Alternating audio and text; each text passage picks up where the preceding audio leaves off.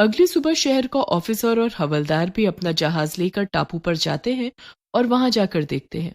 देखिए सर, यहाँ पर कितना सुंदर कॉटेज है, लेकिन इसको बनाया किसने होगा? जब यहाँ पर कोई आता जाता नहीं, और जो यहाँ आता है यहाँ से वापस ही नहीं जा पाता, और आसपास यहाँ पर कोई इंसान नहीं दिख रहा है, तो इसको बनाने वाला कौन होगा? हम्म जरूर कुछ जादुई है यहाँ पर, क्योंकि ये इंसानों का काम तो नहीं लग रहा। यहाँ पर इस तरह से चीजें बनाना और उसको इतने तरीके से रखना मुश्किल ही लगता है। आसपास कोई दिखाई भी नहीं दे रहा है। जी सर, हमें यहाँ रुकना पड़ेगा, तभी हमें कुछ आइडिया हो पाएगा कि यहाँ चल क्या रहा है। उनकी किस्मत अच्छी होती है कि जब वो उस टापू पर जाते हैं तो चुड़ैल जंगल में बने अपने घर में सो रही होती है। जब वो सोकर उठती है तब तक हवलदार और ऑफिसर अपनी नाव को छिपा देते हैं और वहीं जंगल में एक झोपड़ी बनाकर रहने का फैसला करते हैं। अब हमें उस पर नजर रखनी होगी कि उस कॉटेज में क्या क्या चल रहा है। अरे वो देखो, एक जहाज वहां से आते दिखाई तो दे रहा है। देखते हैं अब क्या होता है। चलो उन झाड़ियों के पीछे छिपकर देखते हैं, आखिर माजरा क्या है। जी सर। जैसे ही वो जहाज कॉटेज के पास में आता है तो उस कॉटेज में से एक सुंदर सी औरत निकलकर बाहर आती है। तुमने देखा, हमने जब कॉटेज में देखा था तो वहां कोई नहीं था, तो अचानक से औरत कॉटेज से कहां से निकल कर आ रही है, और वो भी इतनी तैयार होकर। हमने तो बाथरूम भी देखा था ना, और यहाँ तो दूसरी कोई जगह भी नहीं है, तो ये कहां से आ गई समझ नहीं आ रहा। वो उस औरत को आते हुए लोगों से बात करते हुए देखते हैं। फिर उनका जहाज वहीं खड़ा होता है। थोड़ी देर होने के बाद जहाज वहां से चला जाता है और देखते हैं वो 6 लोग जो ग्रुप कॉटेज में डांस कर रहे हैं और वहां के मैनेजर ने म्यूजिक चलाया हुआ है। देखो, यहाँ तो पार्टी हो रही है, कहीं हम गलत तो नहीं आ गए? क्या पता लोग पार्टी करके यहाँ से चले जाते हों। नहीं सर, यहाँ से जाने का सिर्फ एक ही रास्ता है। जब आपके पास नाव हो, लेकिन नाव तो चली गई, तो वो वापस कैसे जा सकते हैं? यहाँ तो नेटवर्क भी नहीं है जिससे वो किसी को कॉल करके बुलाएं। सही कह रहे हो तुम, ये साजिश है। चलो देखते हैं आगे क्या होता है। वो जाकर देखते हैं कि सबके सब ड्रिंक पी रहे हैं और सोते चले जा रहे हैं। वो औरत एक एक करके सबको उनके रूम में पहुंचा रही है और रात होते ही वो औरत चुड़ैल के रूप में बदल गई। ऑफिसर डर गया और उसने हवलदार को कहा। वो दोनों जल्दी से उस टापू से निकलकर शहर पहुंचते हैं और बाकी लोगों को ये सब बातें बताते हैं। हवलदार जाकर हेलीकॉप्टर लेकर आता है और फिर वो उस टापू की तरफ चल देते हैं। ऑफिसर वहां गेस्ट बनने का नाटक करने का फैसला करता है और अपनी एक टीम भी तैयार कर लेता है। बस हवलदार हेलीकॉप्टर में रह जाता है और बाकी सब उस टापू पर पहुंचते हैं। वेलकम सर, आपका स्वागत है। इतनी अच्छी बन के खड़ी है, कोई बोल ही नहीं सकता ये चुड़ैल है। हाँ, हमें एक रात यहाँ रुकना है, क्योंकि मौसम का कोई भरोसा नहीं।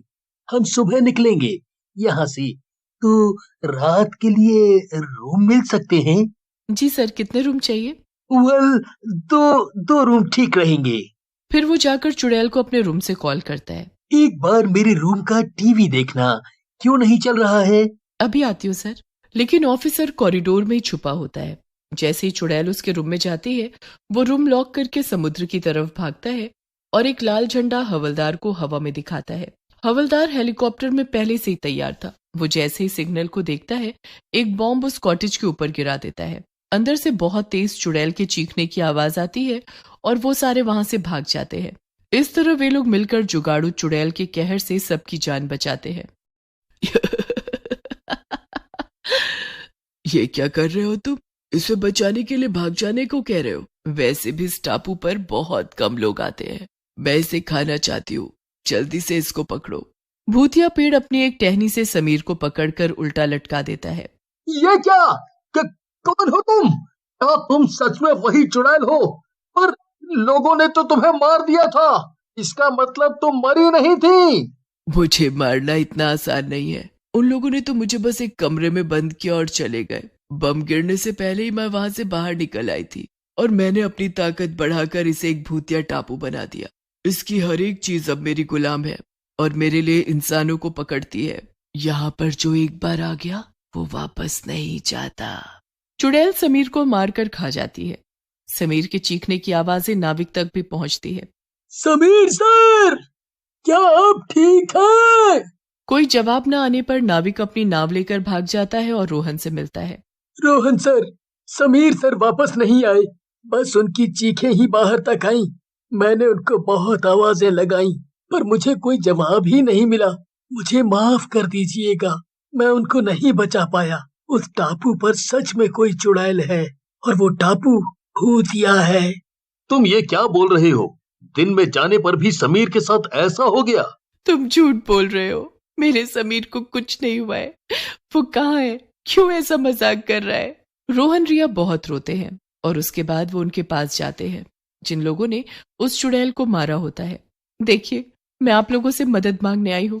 मेरे पति उस भूतिया टापू पर गए थे जो लौट कर नहीं आए। बस उनकी चीखें आई। आपने उसे कैसे मारा था? मुझे तो लगता है कि वो अभी तक जिंदा है और उसने शायद पूरे टापू पर कब्जा कर लिया है और उसे भूतिया बना दिया है। ये तो बहुत ही अफसोस की बात है कि आपके पति अब नहीं रहे और हम उन्हें अब वापस भी नहीं ला सकते। अगर वो चुड़ैल जिंदा है तो उसने उन्हें मार ही दिया होगा, पर मैं आपकी मदद कर सकता हूँ क्योंकि उसको पिछली बार मैंने ही मारा था, पर पता नहीं कैसे वो बच गई। शायद वो कमरे से निकल गई होगी, इसीलिए अब उस टापू पर ये भयानक मंजर छाया है। मुझे इतने लोगों के मरने पर ही समझ जाना चाहिए था कि वो चुड़ैल अभी भी जिंदा है। हाँ, मैंने उसे रोकने की कोशिश की थी पर वो मेरी एक भी नहीं माना और लोगों के अंधविश्वास को मिटाने के लिए वो उस टापू पर चला गया। हमें उस नाविक ने कहा था कि उस टापू की हर एक चीज अब भूतिया हो गई है, जिसकी वजह से टापू भी भयानक दिखता है। मैं भी आपके साथ चलती हूँ। रिया और ऑफिसर वहां से निकलकर पंडित जी के आश्रम पहुंचते हैं। प्रणाम पंडित जी, हमें आपसे कुछ जरूरी बात करनी है। कुछ सालों पहले मैंने एक चुड़ैल को मारा था। अब उस चुड़ैल ने ही पूरे एक टापू पर कब्जा कर लिया है और उसको भूतिया बना दिया है। जो भी वहां जाता है वहां से वापस नहीं आता है। हाँ पंडित जी, अब तो वो पहले से ज्यादा ताकतवर हो गई है।